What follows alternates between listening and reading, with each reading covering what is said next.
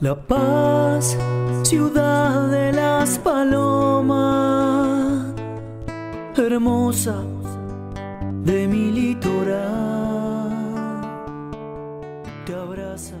¿Cómo les va? Aquí estamos listos para un nuevo video y la verdad que hoy en una tarde muy especial, soleada, hermosa y en un barrio de nuestra querida La Paz.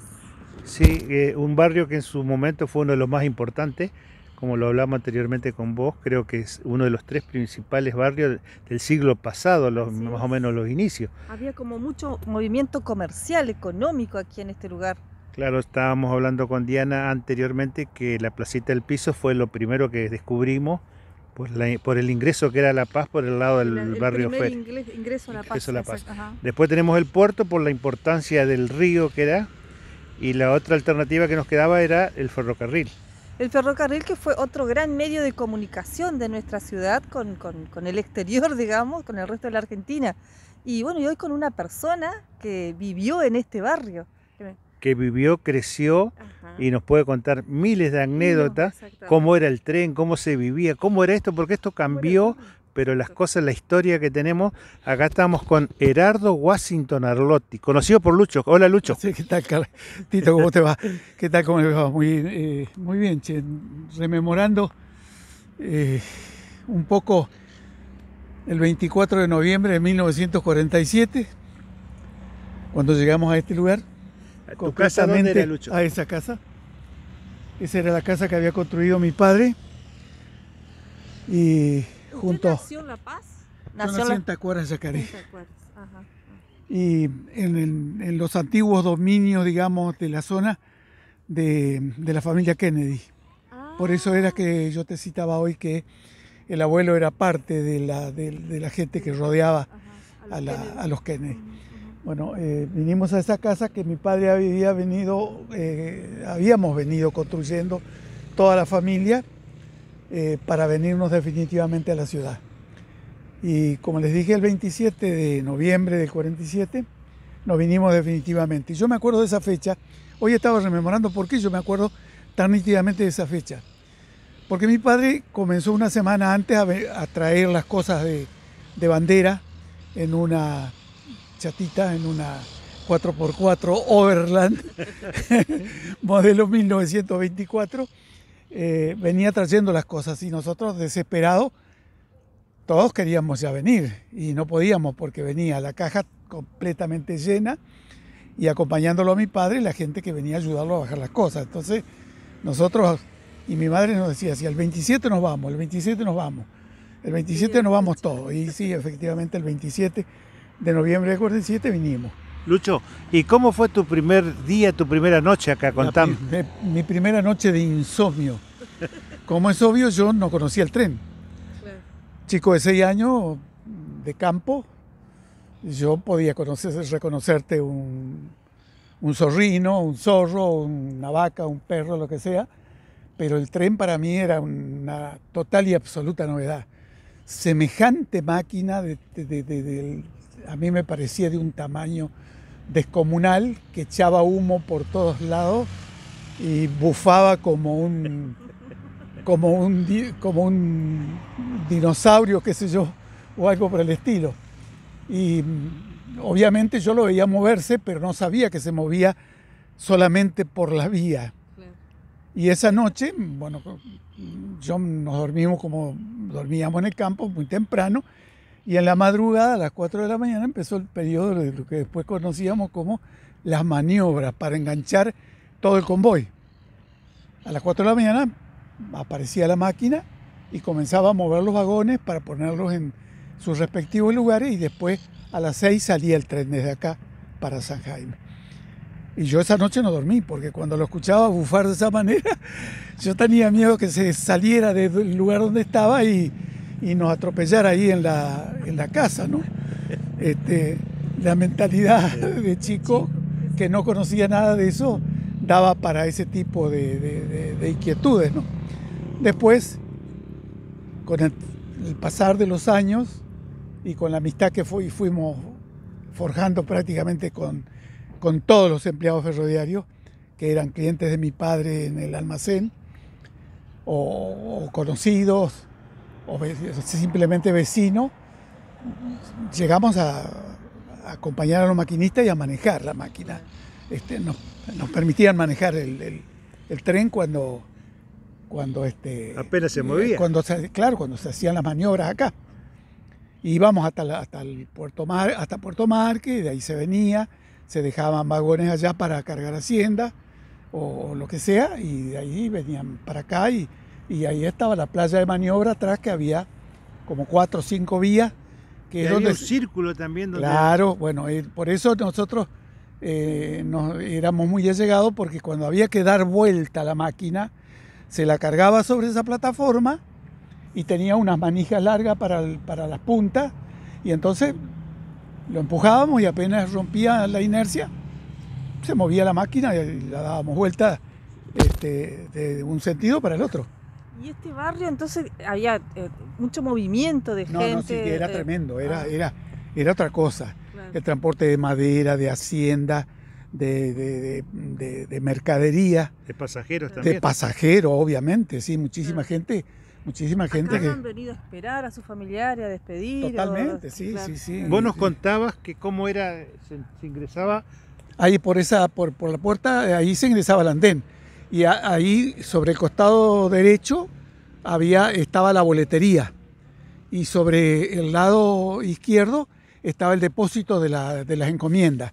Nosotros cuando nos cruzábamos a buscar las encomiendas para mi padre, íbamos ahí a ese depósito y ahí nos entregaban ¿Y acá los taxis? Y acá se ponían los autos de alquiler. ¿Autos de alquiler? Sí, autos de alquiler, no eran taxis. Yo me acuerdo de muchos, por ejemplo, de Vidal, de Don Rotter, de Chichinarangui,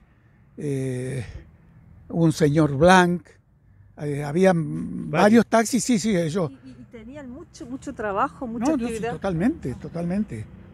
Lucho, ¿y quién repartía las encomiendas, por ejemplo? Las encomiendas, don Roque Miño, que tenía un carro, él venía, se arrimaba de culata ahí, cargaba todas las encomiendas, en carro, sí, y las repartía, las repartía a quienes querían que se las reparte, que se las lleven. Claro. Los demás venían a buscarla, por supuesto, ¿no? ¿Y cómo era? ¿Le gustaba un poco el tinto? Sí, don Roque realmente vivía, lo conocíamos muy bien, era una muy buena persona, pero era muy afecto al alcohol, ¿no? Y él y su carro y su caballo, el Rosillo, él dialogaba permanentemente con él. Él iba viajando por esta calle que era Esto era de tierra todo, ¿no? De tierra, 2 manos. Entrada y salida. De madera. El puente de madera. Y ahí estaba el almacén de Germignani, de don Querubino Germignani, en la esquina, que después con el tiempo se mudó allá, la esquina que está sobre la ruta de entrada. Pegado estaba la pensión de Bianchi, que ahí tomaban pensión muchos de las personas que trabajaban en el ferrocarril, que venían, digamos, de una forma casual. Allá donde del otro lado de la camioneta vivía uno de los maquinistas más viejos que yo conocí, que estuvo más tiempo, un señor de apellido Jordán. La casa siguiente era la de un polaco, Zuniewicz de apellido, que era albañil, y al lado estaba la carbonería de don Acevedo, sí, de los padres de Julio González. Vuelve a pasar de nuevo, gira que te gira, oh mi viejo tren. Vuelve a pasar de nuevo, que un pueblo te espera allá en el andén. Cuando se escucha a lo lejos el ruido que deja tu viejo motor, te ha de esperar contento el viejo cambista allá en la estación. Viejo tren que en los años 60, cuando no existía la televisión, el programa que había en mi pueblo todos los domingos ir a la estación. Acá estamos conociendo cómo era esta etapa de la historia en la que aquí estaba el tren y acá estaba el andén. Sí, exactamente. Toda la extensión que abarca el techo marrón eso era el andén de la estación. Era abierto, totalmente abierto. Ahí esperaban los pasajeros. El tren, la vía estaba ahí. ahí la vía, la que venía de San Jaime y la que salía para San Jaime. Entonces ahí se estacionaban los vagones y bajaba la gente, y después que había bajado el pasaje, arrimaban los vagones de carga, descargaban las encomiendas, y otro tipo de carga, por ejemplo, carga de gran volumen, las estacionaban en esta zona, las tenían apiladas, digamos, porque venían muchos postes de cemento, postes de madera, durmientes que traían para el mantenimiento de las vías. ¿Y los cereales los cargaban en Puerto Marque? No, los cereales los cargaban con los camiones, venían con los camiones y los cargaban acá. No, en aquel momento no había nada. Claro. Cargaban muy poco cereal. Se cargaban fundamentalmente lo que se llevaba en bolsa, que era lino, lino y ese tipo de... Y sí, trigo también tiene que haber sido, la verdad que no le prestaba atención a esos detalles, pero se llevaba únicamente lo que se cargaba en bolsa, no se llevaba a granel. En aquella época el granel no existía. ¿Y estos galpones, qué? Este era un galpón, digamos, me doy vuelta. Este era un galpón de depósito de materiales ferroviarios, y donde descargaban los buggy y cosas por el estilo para ir reparando las máquinas en el taller que estaba allá. En el fondo ustedes ven los dos galpones, las dos naves aquellas. ¿Dónde era Angelo Paolo? Donde era Angelo Paolo. Ahí estaba el taller. Ahí estaba el taller. Y ahí estaba, sobre esta nave nueva que creo que se hizo después, el tanque de agua de la estación, que era un tanque inmenso, una cosa enorme, que acumulaba el agua para cargar en las máquinas. ¿Ese tanque era solo para el tren? Para el tren, sí, para el tren. Era para el tren exclusivamente. ¿Y acá donde es la canchita de Caballú ahora? Y donde es la canchita del Caballú, ahí estaba la plataforma de cambio de dirección de las máquinas. Capaz que si vamos caminando. A ver si... Yo creo que me toma bien si un poco, ¿ves? Un poco. Acá. Ahí, bastante más allá, por allá, en la zona donde está el arco, por ahí, un poquito para este lado estaba la plataforma de cómo es de cambio de dirección. Ahí era donde dábamos vuelta, ayudábamos a dar vuelta a las máquinas, pero de todos modos, para dar vuelta a una locomotora hacía falta nada más que 2 personas. Claro. El foguista y el maquinista, y la daban vuelta. Lo manejaban. Sí, porque una vez que rompían la inercia, giraba con mucha facilidad. Así que acá había todo lo que era vías, acá había varias vías. Sí, acá estaban todas las vías, acá están todas las vías de maniobra. Todas las vías de maniobra, que todas después terminaban en la vía principal, obviamente. Bueno, Lucho, ahora vamos a ir donde era tu casa natal y donde fue el primer taller metalúrgico que hubo, uno de los primeros. Sí, a Cerradero primero, y después ya mi padre ya se dedicó más de lleno a la parte metalúrgica, sí. Hoy regreso a ese rincón de mi niñez. En verdad, nunca me he ido en el recuerdo. Si en las nubes de otro cielo imaginaba, junto al puerto, la estación y el viejo puente. Así que primero funcionó como aserradero. Claro, desde donde está la camioneta blanca para allá, ahí todo eran los galpones digamos, del taller, del aserradero en su momento. Mi padre tenían un camión con tu padre, creo que hicieron algunos viajes también. Había comprado un camión canadiense, rezago de la Segunda Guerra, y iban a Misiones, compraban las vigas, por ejemplo 3 vigas que cabían al camión, y se venían con eso, y acá se cerraban y se hacían tablas, tirantes y todo yo creo que gran parte de las nuevas o de las construcciones contemporáneas de nosotros han sido hechas con esa madera, así que se traía de Misiones. que dicho sea de paso, ¿Qué madera era? y de todo, cedro, cancharana, laurel, todo el tipo. Pino.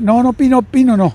Pino en aquella época, el pino que había en Misiones era un pino muy... Estaba vedada la tala del pino porque eran pinos de origen canadiense que habían sido implantados y estaban en reproducción recién, sí, así que pino no se traía. Eran ese tipo de maderas y hay algunas maderas nobles como la caoba, por ejemplo, que se traía para muebles muy finos, cosas por el estilo. Y después deciden cambiarse por la metalúrgica. Claro, después es cuando se comenzó a complicar el tema Traslado de la madera. del traslado de la madera de allá de Misiones hasta acá, era realmente... Era muy lejos. Yo no sé si era rentable, no Claro. tengo ni idea, yo en esa época era muy chico, no sé si era rentable viajar una semana de ida y otra semana de vuelta, porque ellos iban hasta Cerro Azul, en el extremo allá cerca de Iguazú a buscar la madera. Y de allá venían y después había que cerrarla, no sé qué costos habrá tenido en aquel momento. Para nosotros lo atractivo de los viajes de mi padre a Misiones era el que traía banana, que nunca habíamos visto, y ananá.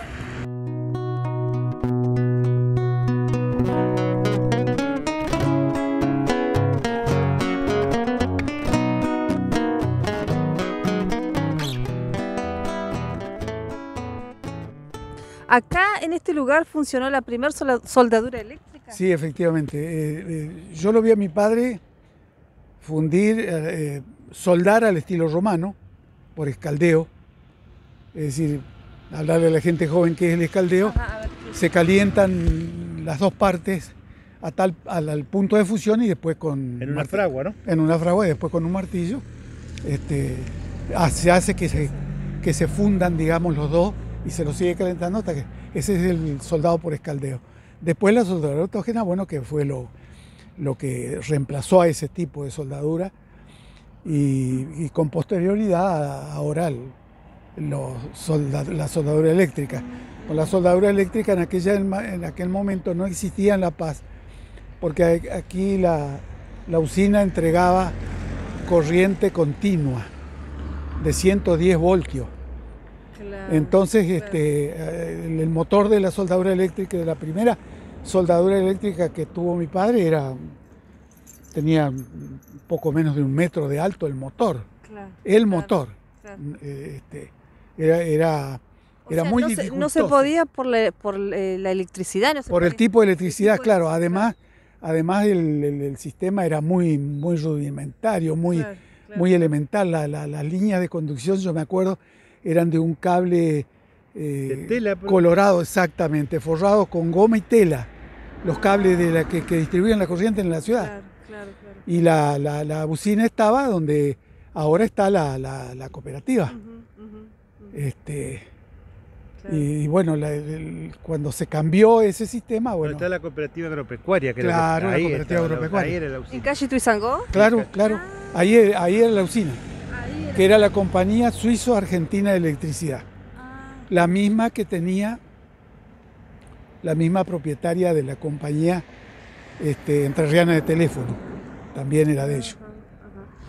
Y en esa que dijo teléfono, en esa época ya existían acá en La Paz varios teléfonos. Sí, pero de la compañía De esa compañía. de la compañía entrerriana, Ajá. sí, teléfonos a Las pilas. a manija, A manija. claro. Ah, Claro, eran los números, eran de dos números, tres. Dos números, sí, nosotros teníamos el número 28. El 28. El 28 teníamos nosotros. Ya todavía se acuerda. El número. El número 28. Sí. Bueno, y acá en el barrio, allá, acá, ahora tenemos Ahí en esa la intersección donde finaliza la calle de Doble Mano, ahí estaba el monumento al descamisado, que era un hombre, un agricultor, sin camisa, con una guadaña. Por supuesto, eso tenía una connotación política muy fuerte. Claro. Sí. A tal punto que cuando vino Eva Perón ¿En qué año viene Eva Perón? Yo no me acuerdo. Con honestidad te digo, no me acuerdo. Yo me acuerdo que era muy chico. Para mí venía vestida de blanco. Eso me acuerdo porque venían... ¿Estuvo acá en el barrio? Acá. Vino por ahí, dieron la vuelta acá y volvieron a la ciudad. A la ciudad. Y bueno, para nosotros Eva Perón en aquella época, bueno, era Eva Perón. Me acuerdo que venía vestida de blanco, me acuerdo, con una capelina.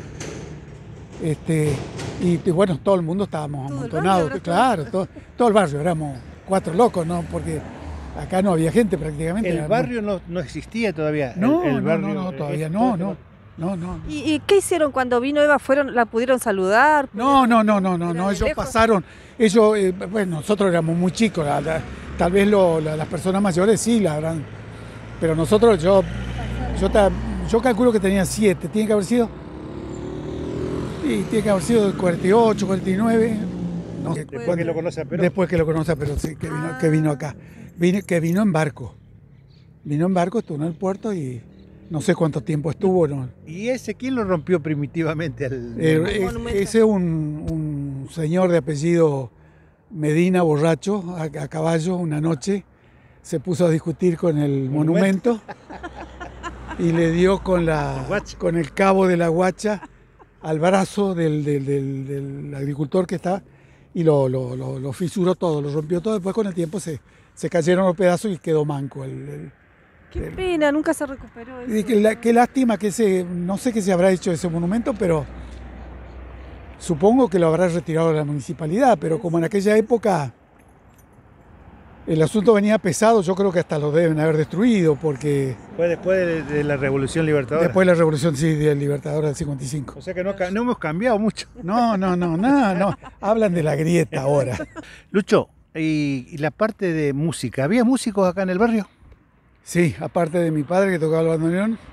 ¿El tío Juan tocaba el bandoneón? Sí, era muy buen bandoneonista. Y el tío Negucho era su acompañante. El Dulos Picaflor, el más bajo, medía 1,87. Sí, ahí enfrente, ahí en esa casa, que no tenía ese apéndice que le han agregado ahora, ahí vivía don Enrique Crespo Fidanza, un guitarrista, un concertista de guitarra de nota. Tocaba la guitarra de una forma, yo me acuerdo. Para mí hay 2 instrumentos predilectos, uno el bandoneón y el otro la guitarra. Pero como tocaba don Enrique, nosotros éramos chicos y nos quedábamos embobados ahí tirados en el pasto. Don Crespo, don Lucho, tenía un trío, me dijiste vos. Sí, hacían un trío con el doctor Saturnino Bilbao y con el escribano Pesone. Yo tuve oportunidad de verlo en un concierto que dieron en la Biblioteca Popular muchos años después. Fue el único concierto que vi, pero realmente eran músicos excepcionales. ¿Y es cierto que acá hubo un músico ilustre que estuvo? Sí, ¿te contaron a vos? Sí, él nos contaba a nosotros permanentemente. Aquí estuvo con él yéndose para Altamirano, Atahualpa Yupanqui. Nada más y nada menos. Que en aquella época no sé cómo habrá sido, digamos, su fama ya en aquellos tiempos, pero él hace mención en muchas composiciones o en su propia biografía de su paso por Entre Ríos, ¿no? Estuvo ahí, estuvo ahí debajo de ese árbol con don Enrique. O sea que Atahualpa estuvo en el barrio Estación de la Paz. Totalmente. Y Año eso 1933, 34. Seguramente, nosotros no estábamos todavía acá, no sé. ¿Este señor Crespo tenía algo que ver con los Crespo Kennedy o con los La verdad que no sé. Eso habría que preguntarle a los Crespo. La verdad que no sé si ellos tenían algo que ver. Lucho, ¿te das cuenta que casi cerquita de los 80 años, estamos hablando, este era tu patio de juego, sí, desde acá hasta la fideería, dijiste más o menos? Sí, hasta la fideería, sí. ¿Qué hacían en la fideería? Sí, y allá don Germián y los chupetines y todo ese tipo de cosas, en el almacén. ¿Y la fiderería que se iban hacia hasta allá, hasta arriba? Para tirarnos por la montaña de cenizas de la... nos deslizábamos por la montaña de ceniza de la que sacaban de la caldera a vapor de la fábrica de fideos y del molino. Así que bueno, tu niñez fue sí. Espléndida acá. Todo acá. Nosotros nos fuimos de acá cuando mi padre le vendió esta propiedad a don Gerrever. Nos fuimos al otro lado nomás, allá donde... ¿En el barrio Estación? Claro, allá arriba, en la altura. Claro, cuando papá compró allá lo que era Brisa y donde puso la fábrica, donde existió la primera fundición de hierro. Claro. Esa propiedad incluía una casa que actualmente vive una parte de nuestra familia, los Luque. Ahí yo ya prácticamente no estaba porque me fui a estudiar.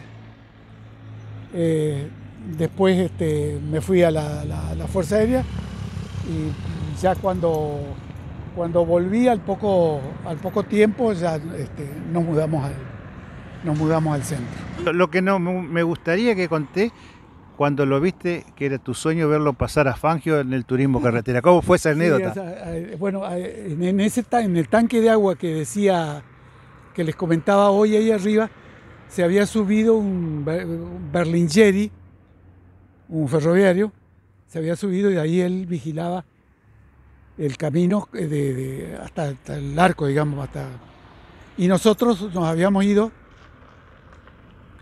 por allá, por aquella avenida, nos habíamos ido hasta la esquina de la avenida y San Martín, porque San Martín en aquella época era mano para acá, para abajo. Así ahora también. No, contrario, era para arriba. Y ahí doblaban despacio, entonces por eso nosotros nos fuimos a verlos ahí porque queríamos verlo doblar ahí a los autos, ¿no? Y don Raúl... ¿El autódromo estaba allá? No, sí, pero eso... Esto tiene que haber sido en el año... ¿Vos sabías que fue el último triunfo de Fangio en la Argentina? ¿La Vuelta a Entre Ríos? Claro, fue el último triunfo, después ya se fue a correr Europa, sí. Fórmula 1. Era carreras de ruta, Diana. Venían, ellos estaban viniendo de la zona de Concordia, por Chajarí, Feliciano, de ahí venían acá y de ahí salían por la T, y por el otro lado, por la T salían salían a Paraná, claro. todo tierra, sí. ¿Y cargaban hasta? En lo de Rodríguez y en lo de... el supermercado y en grande lo, que está ahora. ¿Sí? El día. Claro. Ajá, ahí en lo de Rodríguez y en lo de Flores Abdó, allá en la esquina del Boulevard y San Martín. Ahí había otro surtidor, porque era un solo surtidor. Claro. Un solo surtidor, a manija. Así había que darle con la mano. Así que ahí tuviste la suerte de ver pasar despacito los autos. Ahí lo vimos despacito, uno cortó el palier y lo repararon ahí todo, estuvimos ahí todo alrededor viendo y lo vimos perfectamente bien a Fangio cuando pasó. Le contaba yo ayer a Tito, era un auto negro, creo, no me acuerdo, no lo tengo muy presente, pero me suena que tenía el número 28. Número 28. Dobló despacito, de mangas cortas iba de mangas cortas, casquito, y dobló, no miró para ningún lado, por supuesto, y ahí aceleró y se fue. Y según alguien comentó que había cargado nafta allá en lo de Flores Abdó. ¿Qué auto era el que tenía él? Y él tenía un Chevrolet, yo calculo que tiene que haber sido 38, 39. Qué bárbaro. No, sí, con Lucho tenemos para hablar horas y días, porque aparte que fue aviador, aparte que... Sí, no, hay una segunda parte. Aparte estuvo en la Cámara Junior, ¿existe la Cámara Junior? En Estados Unidos sí, en Estados Unidos. La Cámara Junior es una agrupación muy parecida al Rotary, ¿lo conocés? Sí. Muy parecida al Rotary, que existe en los Estados Unidos. La diferencia que teníamos con el Rotary es que al tener 40 años tenía que abandonar el grupo. Es decir, era una formación de dirigentes jóvenes para el desarrollo de la América Latina. Y yo Me hice miembro de la Cámara en Reconquista cuando estaba en la Fuerza Aérea. De ahí nos cruzamos a Goya, fundamos la de Goya y después fundamos la de La Paz. La de La Paz, mucha gente de acá, Yuyi Campi, por ejemplo, era un miembro, Yoyi Bilbao era otro, G. Anastasio era otro, Betío, este hincha, colega tuyo, hincha River, Betío y Bataus. Bataus cuando recién había venido Gómez, el socio de Bataus. ¿Y qué hacían? ¿Se formaban? Claro, nosotros somos... la Cámara Junior es autora de la ordenanza de fundación del Parque Industrial, por ejemplo. Con la Cámara Junior trajimos la Escuela Monotécnica número 29, que es la predecesora de la Escuela Técnica. La fuimos a la provincia de Santa Fe y la trajimos con los profesores, con todo. Y eso lo trajo la Cámara Junior. Y a mí por ahí me duele un poco cuando veo rememorar la historia de la escuela y no se toma en cuenta eso. ¿De dónde nació la Escuela Técnica? La Escuela Técnica en aquel momento la llevamos a lo que era la Escuela de Artes y Oficios de la Municipalidad, enfrente al parque. Sí. Ahí comenzó a funcionar la Escuela Técnica. Eso lo hicimos nosotros. ¿En turismo también tuvieron algo que ver o no? ¿O vos estuviste en la No, yo estuve 10 años en la comisión de turismo. ¿También yo soy fundador de la Maratón, por ejemplo. Junto con Toto Flores. No, Verón se incorporó después, muchos años después. No, yo te estoy hablando del año 73, que la primera.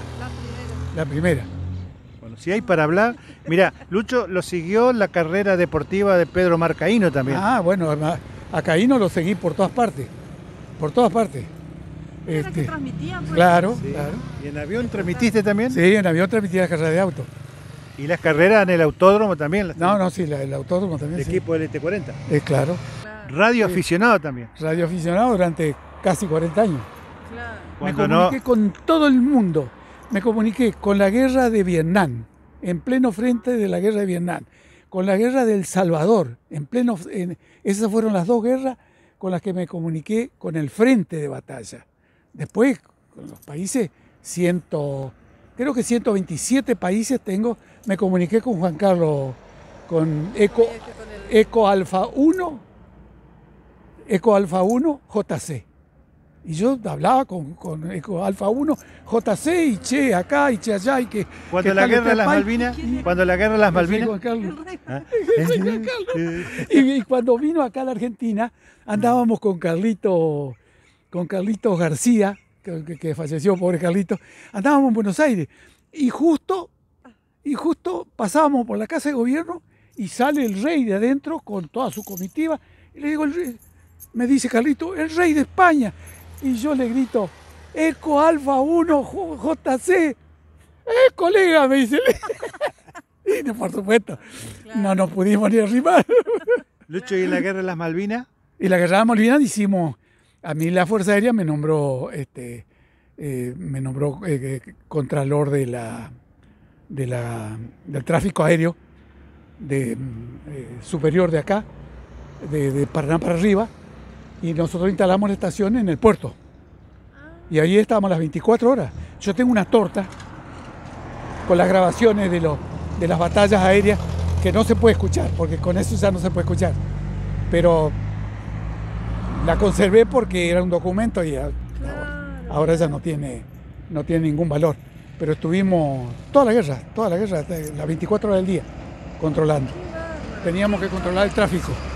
Bueno, si vos lo querés despedir. Sí, la verdad que, nos vamos a hacer una segunda parte porque la verdad que es maravilloso, un gusto poder charlar con usted. Le agradecemos el tiempo y que se haya venido hasta acá. Ahora tengo todo el tiempo del mundo hasta que se acabe.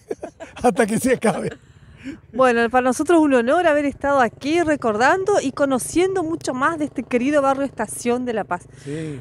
Nos despedimos hasta un próximo video. Hoy regreso a ese rincón de mi niñez. En verdad, nunca me he ido en el recuerdo.